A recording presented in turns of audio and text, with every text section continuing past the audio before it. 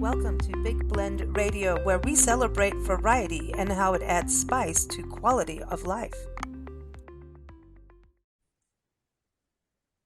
Hey, everybody. Welcome to the Big Daily Blend. Today is February 12th. How did we get to this middle of February thing? Wasn't it just Christmas? Didn't we just talk to you, Joey? I don't know what's going on, but hey, February 12th apparently is National Georgia Day. Georgia was actually admitted to the Union on July 15th, 1870. And we're going to be doing a show around that time frame to celebrate Georgia, talking about tourism and travel and history and all of that. But, I had a recording scheduled with Joey today for his Daily Blend appearance that he does with us and co-hosts every fourth Sunday, Joey Stuckey. And Joey is the ambassador of music for Georgia, Macon, Georgia, excuse me. And he's on our show all the time. And we were recording. I said, Joey, dude, your state's having a special day. We got to talk about some music. So, of course, he's very polite and said yes. So welcome back, Joey. Always a pleasure, my friend. Hey, it is good to have you back on the show. And I know we're doing a little more than we normally do, but it's okay. We can do it. I mean, any time to talk about Georgia music, I think is good. Everyone, joeystuckey.com is the website to go. And you're based in Macon, Georgia. Have you always been based in Macon? So I've lived in Georgia since I was 15 years old. And before that, I was in Florida. But I've always lived in Macon. I do a lot of work all across our great state in Savannah, Atlanta, Athens, and beyond. And in fact, we played a wonderful New Year's Eve party in Americus, Georgia, which was a lot of fun. But Georgia music is my passion. Macon Georgia music is my specialty. And actually, as a youngster in my 20s, I had a radio program dedicated to Georgia music on pretty much every station in town here. And we've always just loved supporting Georgia music, independent Georgia music in particular, but the big boys as well. And, Georgia has a lot of amazing connections to a lot of superstars that you might not know. So one of my good friends is a guy named Chuck Leavell.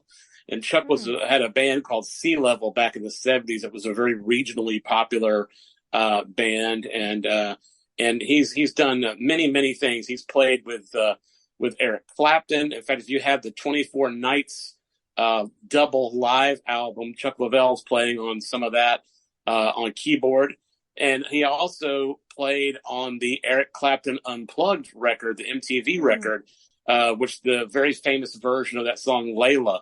The acoustic version where he's playing piano on that. But besides doing all these amazing things and playing with the Fabulous Thunderbirds and playing with the Allman Brothers and all this stuff, Chuck is also the musical director and keyboard player for the Rolling Stones and has been since around 1988 and their Steel Wheels tour. Wow. So he is just one amazing tie that Georgia has to international superstars. And, the other thing that's so fascinating, Chuck can, I think, be considered a Maconite, even though he doesn't live in Macon. But he spent a lot of time doing music here. But somebody who is from Macon is a real legend. I mean, worldwide legend. And that's Little Richard. Yeah. And Little Richard, influenced everybody, including my favorite band, the Beatles. They were highly influenced by Little Richard and that kind of sound, and Paul McCartney, I think, in particular. But Little Richard also was a generative force in my mind for one of the greatest guitar players and innovators of all time, Jimi Hendrix. And Jimi Hendrix played guitar for Little Richard for quite some time in his band. And then went on to be, of course, the great legendary guitar player. So wow. that's just another little slice of Macon music, history and royalty. And Little Richard's been honored here in many different ways. But, other Georgia musicians that that are really exciting, I think, is from, at least these are the ones that I know about and that I have sort of history with. You've got Clarence Carter, who had the big hit "Stroking," and also the hit "Patches." My band's opened for him on a number of occasions. I've spent a number. I spent a lot of time back when the Georgia Music Hall of Fame was still around. It doesn't exist anymore currently, which is something that is very, very sad to me. But someone needs a spanking in Macon. Listen. I mean, it's just awful. But it boils down to money and politics, really, like everything does. But yeah, so Clarence Carter also had that song "Patches," and he's one of the few blind guitar players, which is why I'm so excited about it. Basically, I can think of him and Jeff Healey, and both blind guitar players, and of course I count myself as a blind guitar player. So there's not, but you think, like most people say, I'm a blind musician. They think Stevie Wonder, Ronnie Milsap, Ray Charles. Now Ray Charles, of course, made the song "Georgia" one of the most famous songs in the world, and of course it's our state song. But yeah, so Clarence Carter. But who else is from Georgia? Indigo Girls, right? They're a big Georgia band. B-52s. I've had the honor of opening. I've had the honor of sharing a stage with the B-52s, and really cool. Yeah. So I actually have a great story about that. I love the B-52s. I particularly love the album that had Love Shack and Rome, and I thought that was a really fantastic record.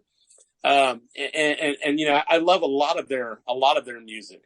But the one song that just makes me feel ill, and this is no disrespect for B-52s, and a lot of people disagree with me on this, but I hate the song "Rock Lobster." It's a big famous, it's a big famous, one of their famous songs, but I just really hate it. And so, no, I really hate it. So it just offends me in every way imaginable. So I better not sing it and do all the sound effects for you right now. Is that what you're saying? I mean, if you want a surprise in your mailbox, then go ahead. So glad we're on the road full time. Yeah. I'll find you. I have special skills. So, but the thing is, I said to my drummer at the time, listen, as a souvenir of our time on stage with the B-52s, and this was a big concert, about 3,000 people in the audience, but millions and millions of people on TV. It was a televised concert. I said, listen, as a souvenir of our time, let's steal the Rock Lobster cowbell, because they had two different cowbells. They had a Love Shack cowbell and a Rock Lobster cowbell. And I thought I could strike a blow for music fans everywhere if I stole the Rock Lobster cowbell. Sadly, my drummer did not participate in this heist. And the Rock Lobster cowbell still remains in the B-52's possession. And the stage was too treacherous for me to try and crawl over it myself and do it. So I decided not to. Yeah, blind guy thievery of cowbell would not really work. I'm not so. Yeah, ring the alarm. There's several problems with that. Like, for example, I can't see whether they're looking in my direction or not, so it's hard to be sneaky. No. Plus, just the stage had so many cables and things. I felt like I probably was falling to my death, and it wasn't worth it. But But anyway, so B-52s are from here now. Another amazing band that people love, Collective Soul. Also, I love also Collective from Georgia. Soul. Yeah. And I actually had the great privilege and honor to get to know the singer and guitar player for that band, Ed Rowland. And Ed is salt of the earth, like just an incredible person, and just such a nice person, and so kind and humble. And he and I wrote a song together along with another friend of mine, Diane Durrett. And we wrote a song together. It hasn't come out. Who knows if it ever will. But we had a great time recording it and writing it together, and he was just super kind. And they're another amazing, Georgia band. And then, of course, one of the greatest, alternative rock bands ever is the band REM. And they are known from being from Athens, Georgia. But Bill Berry and Mike Mills, the drummer and bass player, respectively, for REM, are both from Macon, Georgia. See? And I have actually had the privilege of recording Mike Mills I've recorded him once, and then I've met him 2 or 3 times. And I don't think anybody could argue that the song "Losing My Religion" is one of the greatest, pop songs of all time. I hate. I got married to not married. Well, I talked about this on our beginning of February show with Johnny Schaefer, and we were doing love songs and ballads, and I said, well, our wedding song was "Everybody Hurts," and the song our wedding didn't. I think we got annulled more than divorced. So I don't know if that helped. But maybe you should not have chosen that song. But it was a song. Well, it just it's so interesting. REM is a very interesting band because it is alternative rock, but it's things like that song was just really. I don't know. It's just a song we really appreciated. It's a huge appreciative. It's a deep song, and then there was a song, "Night Swimming," that took years to really get me, and then when it bit me, it bit me. Interesting. Me. It's interesting because "Everybody Hurts" is so great on so many levels. I mean, from a lyrical perspective, it's magical, and it's what I love about it. And we talk about these days in the corporate world and other places, we talk about diversity, equity, and inclusion. Well, that song has that because everyone from every walk of life can relate to the feelings that permeate that tune. And it's such a universal theme that's so well written and so easy to process. It just goes straight to your heart. And then it's some of Michael Stipe's best vocal work ever, I think. And he's incredible. And then, there's "Shiny Happy People," there's all these kind of, I think it's kind of like they were painting pictures of people.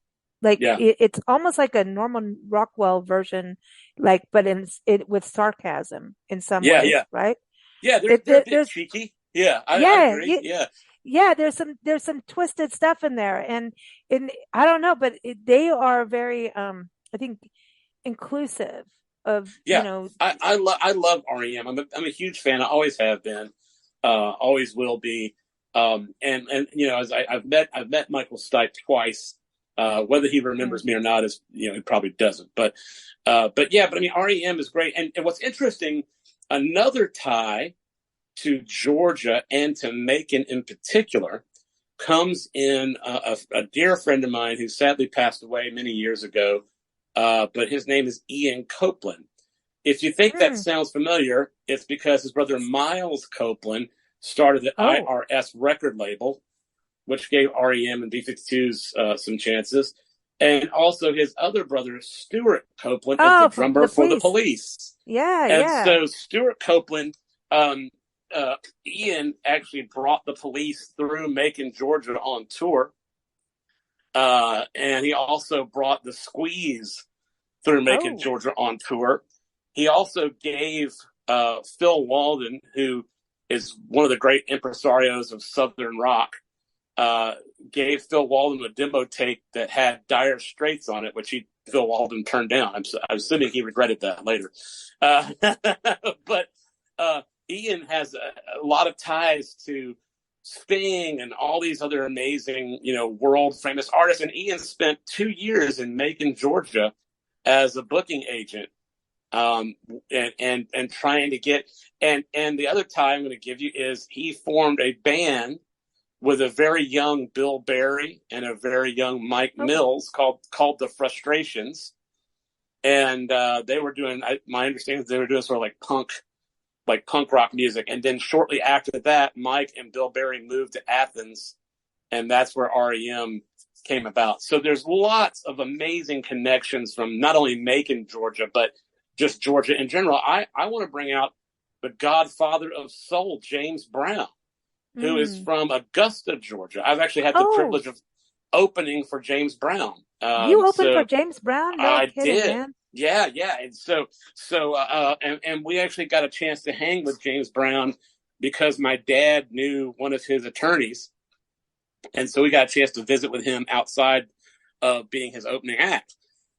But James Nice. Brown from Georgia and from Augusta, Georgia, and spent some time in Macon too, because we have a very famous theater here called the Douglas Theater, which was Mm-hmm. a real launch pad for a lot of the African American artists that were coming from this area at the time. And of course, no mention of Georgia music or Macon music is complete without talking about the late and the great Otis Redding. And Dude, he's one of the best. yeah, He and is. of course he's from Macon as Oh, well. And when Otis I Redding is one of travel, my favorites. He is yeah, and one I of my travel all-time favorites. all over the world, I talk about Macon, Georgia, and people don't know where it is until I say it's Otis Otis. Redding's from here, Little Richard's from here, and so Otis is absolutely incredible, interestingly, another Georgia adjacent band is the band the Black Crowes, Mm-hmm. and Chuck Love them. Lovell was their producer for their first album.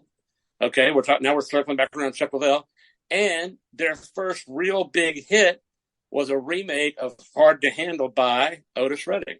There it is. Hard to handle. There's so much amazing music that comes from Georgia, and the music is, of course, Trisha Yearwood, the great country artist, is from here. Alan Jackson, the great Jason country artist. Aldean.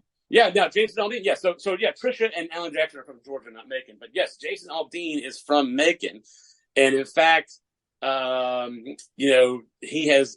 is often seen on TV and stuff wearing a Macon, Georgia T-shirt. So he actually still loves Macon and is a big star. We also had, back in the '80s, before I arrived, I don't remember the exact year, but there was a band from Macon, Georgia called A.C. Black, Alvin and Calvin Black, A.C. Black. And they were sort of like, 80s R&B, funk. And they actually did get some rotation on MTV. And so they were kind of, a one-hit kind of wonder band. But boy, the band that made them up there, I'll never forget, there's a guy here in town, I don't remember what happened to him, but his name is Tracy Orr, and he's an incredible 6-string bass player who is just a magic. And he, did a lot of amazing music, and to be on MTV and not have a major label hit record is a pretty impressive feat. I will say one other thing about Macon and is that the original version of "Stand by Your Man" was recorded by an artist called Candy Staton. Candy was managed by Rogers Redding, which was part of the Redding family, who's based in Macon, Georgia. And then there was a drummer that performed with me. It was in my first band and on my first album. His name is Jordan Thomas, and he sadly passed away as well. Spent the last 10 or 15 years living in Prague. But he played with bands like SOS Band, Cameo, Black Oak, Arkansas, and the last band he played with was Maceo Parker. And if you don't know Maceo Parker, that was the famous sax player with James Brown. So there's so many cool connections to Georgia and international music, and from Macon to international music. But yeah, I think our state has such a rich, beautiful heritage that I think if the listeners just Googled like Georgia music, they would be amazed. And of course, I have to say Atlanta, Georgia is one of the great hip hop capitals of the world. So, and we have Tricky Stewart, who I've had the honor to meet and hang out in his studio in Atlanta. A lot of the guys. Janelle Monáe. Gotta give out Janelle. Outkast. Yeah, absolutely. Andre 3000. And don't forget, Usher's whole thing is here. Usher is from here. And his production team is from here. And his band is from here. And I got to meet his keyboard player last year at a function, and that was really exciting. And boy, what a talent! So there's just so much. Atlanta is definitely an international city, and Macon, Georgia, is the Southern rock capital of the world. And so to talk about the other Southern rock stuff, if you liked the Allman Brothers, yeah, they spent a decade here in town. In fact, we have the Allman Brothers Museum here in town called the Big House, which is where they used to live. And so we have that. And then, of course, one of my favorite bands of all time is a band called Wet Willie. Their big hit was "Keep On Smiling" was their biggest hit, and then they had a song called "Grits Ain't Groceries," and that was a big hit.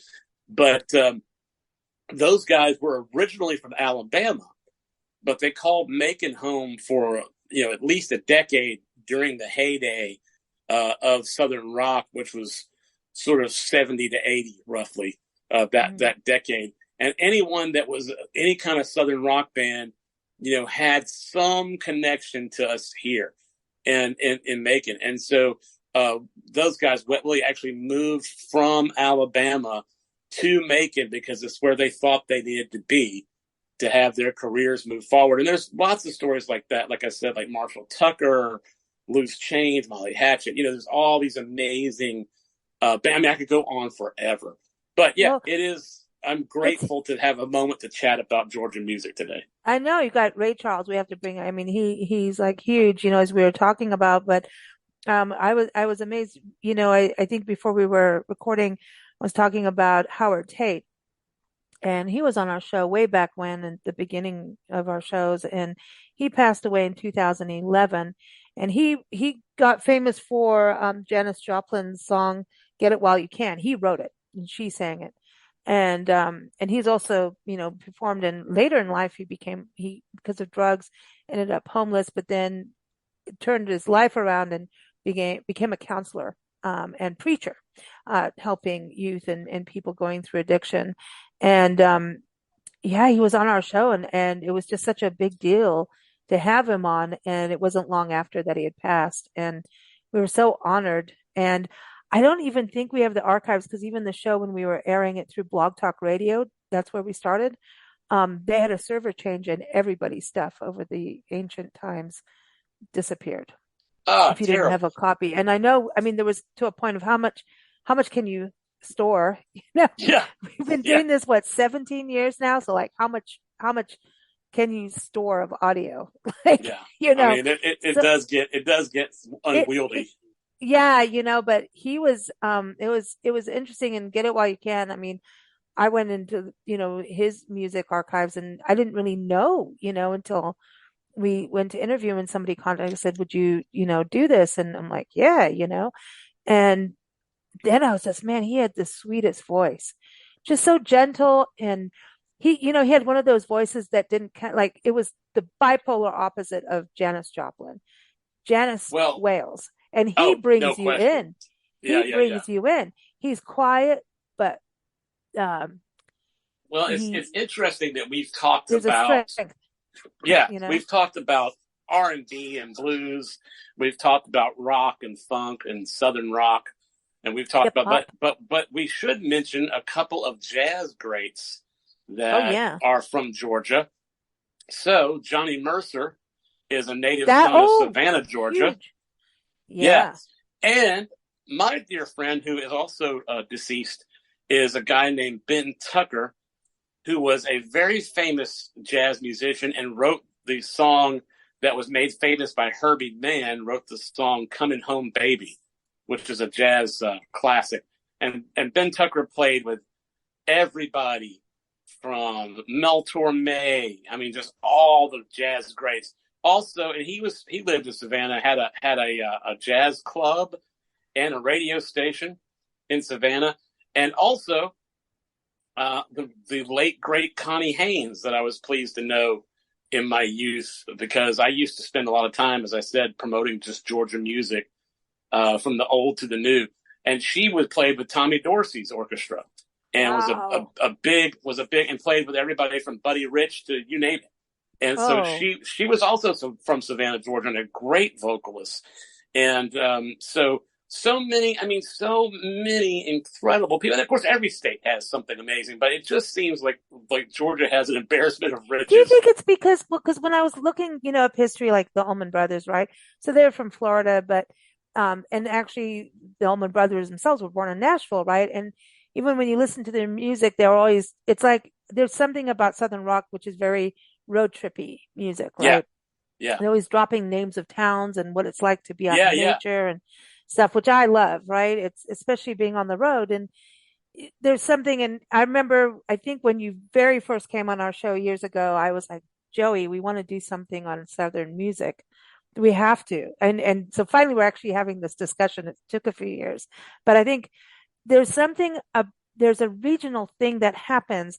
And I think it stems from where people are born, what their surroundings are. Like if you think about grunge music up in the Pacific Northwest, they were grunging out for a damn good reason. It's cold up there.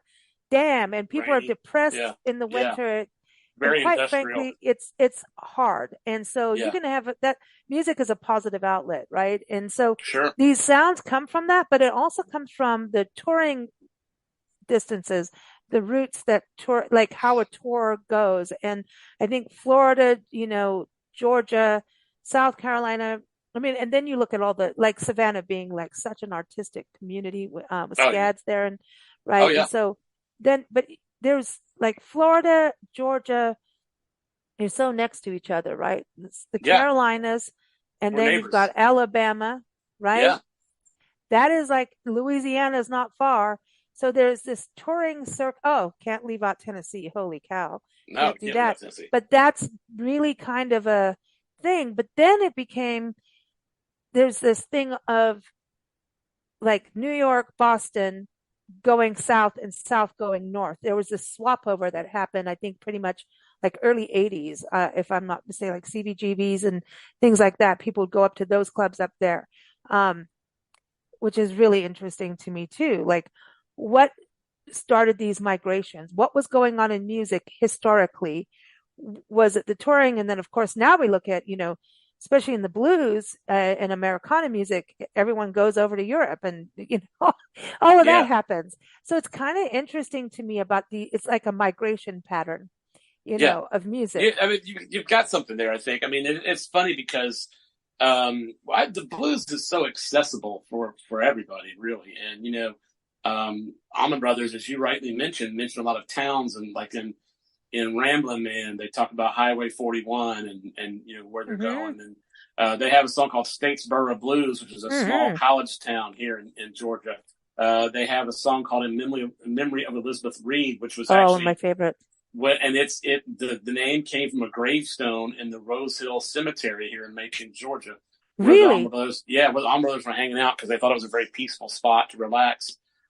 So there's a lot of, I think what you're seeing is the reflection of experience, in the music and places that inspired them. And it's funny because you could easily be forgiven for thinking that the Allman Brothers were like a regional thing, but they're huge. I mean, they were huge in New York. They're huge in Europe. People know them. People love them. Of course, here in the Southeast, I mean, as you said, Florida, Alabama, Georgia, the Carolinas, Tennessee. Of course, they're sort of have a godlike status here, but they are very beloved throughout the world, and there's just something very relatable about that Southern. I'm going to say Southern swagger. There's a bit of Southern swagger in some of that music, and it's what about it's great. Smoke, man? Confederate Railroad, Blackberry Smoke. They're great. Yeah. The Georgia Satellites, Keep Your Hands to Yourself. That's a great song. Yeah, Joey. But that's really, the Atlanta Rhythm section. Come on. ARF. Yeah. Oh my gosh. When you really look at this, it's insane because, right before you were coming on to record, I said, I remember sending you a message. Hey, Joey, I think we could just do like a 5-minute little thing on this show. Well, look at us.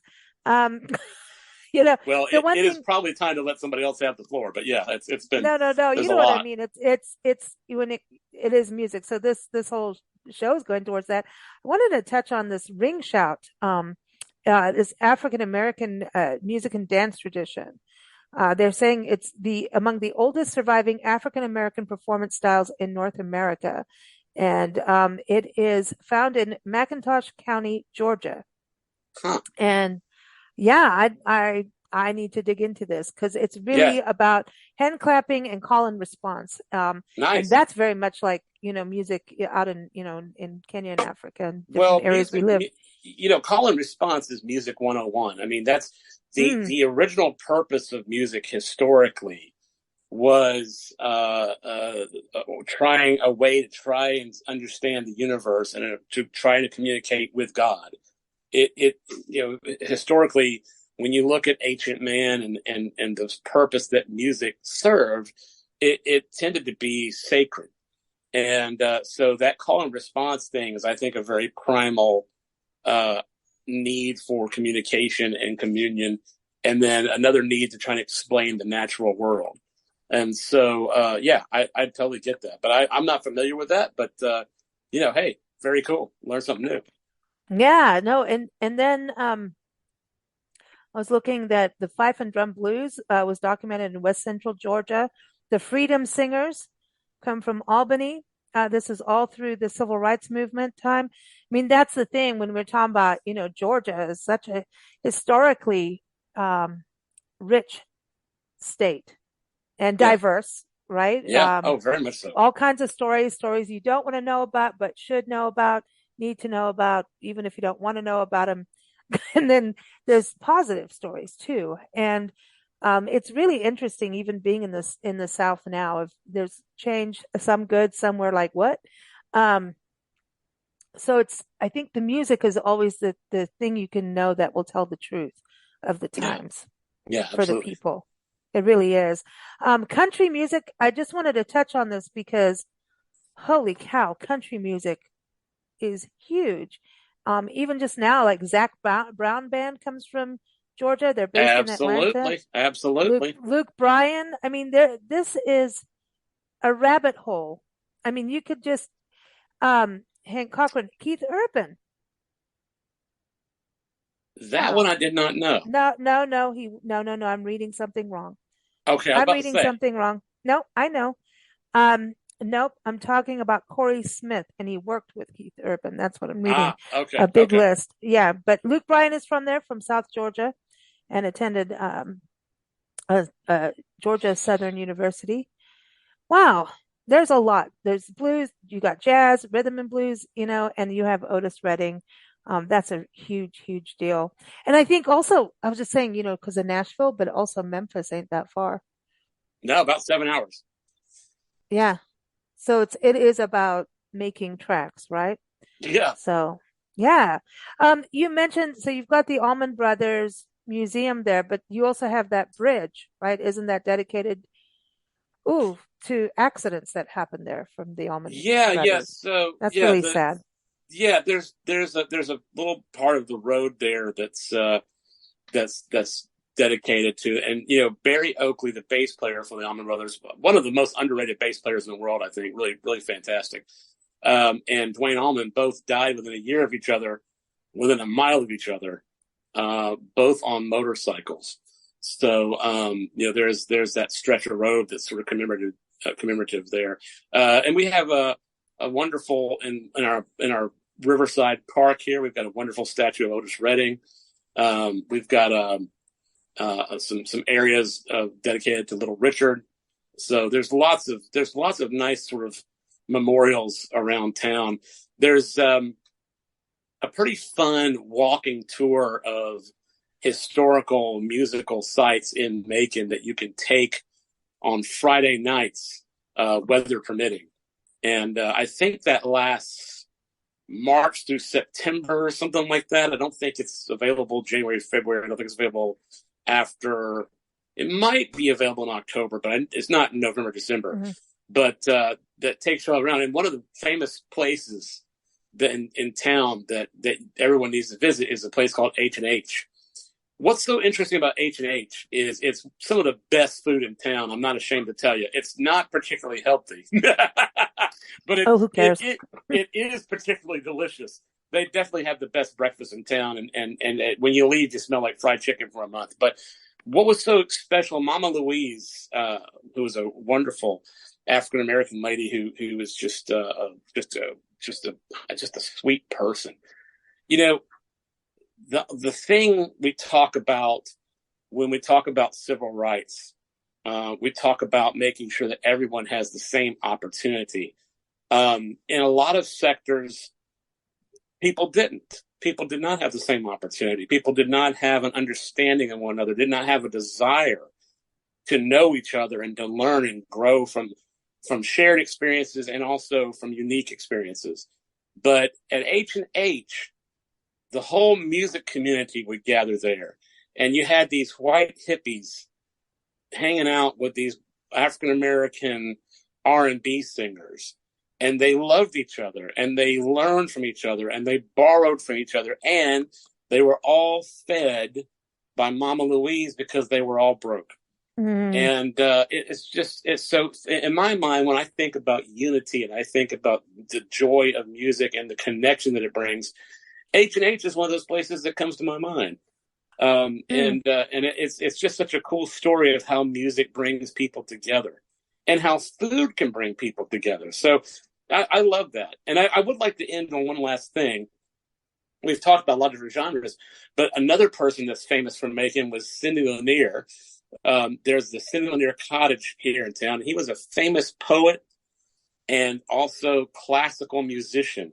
So we even have some classical music being represented here in our great state of Georgia as well.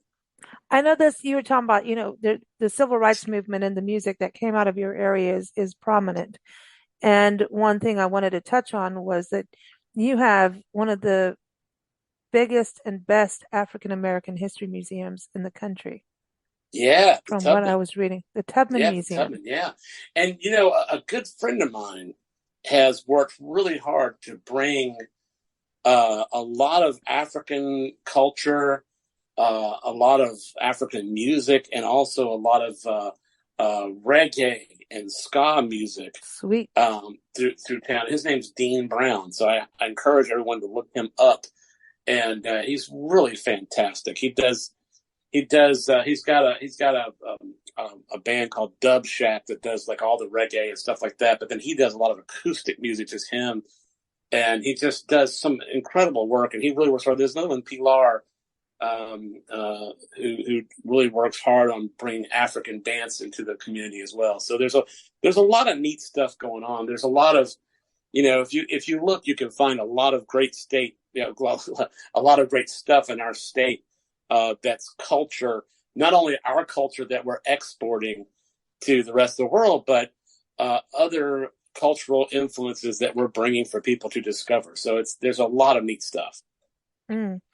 So everyone, keep up with Joey at joeystuckey.com. He's here on our show, The Daily Blend, the Big Daily Blend, every fourth Sunday. Of course, we're doing a little early podcasting here with him because, hey, it's Georgia Day. So one of the best ways to celebrate Georgia is to visit Georgia. Besides, they have the Okefenokee Swamp. It's one of the coolest swamps in ever. I mean, when I was a little girl living in South Africa, I wanted to go to Okefenokee. And there's that wonderful song, "I'm Proud to Be an Okie from Fenoke." Oh, see. Yeah, true. Right. Well, I want to close with this quote. Melodies bring memories that linger in my heart, make me think of Georgia. Why did we ever part? And that's by Stuart, Gorrell, and Hoagy Carmichael. How about that for a Georgia quote? Very Love nice. It. All right. Thanks everyone for joining us, and go to Georgia. And if you can't get to Georgia today, listen to some Georgia music. I'll put some links in the show notes about a list of musicians from Georgia. All Wikipedia has, like, if you want to go down a rabbit hole, you'll be there all day. I was even thinking, I can't even make a music playlist would go insane. They even have a whole Wikipedia playlist just of all the hip hop artists, not just in Georgia, but just of Atlanta. There is so much going on. And so I've got a link to that, a link to the list of musicians from Georgia, and a link about Macon as well, Macon, Georgia musicians. So check that out. But of course, keep up with Joey at joeystuckey.com. Thanks so much, Joey. Absolutely. Thank you for listening to Big Blend Radio. Keep up with our shows at bigblendradio.com.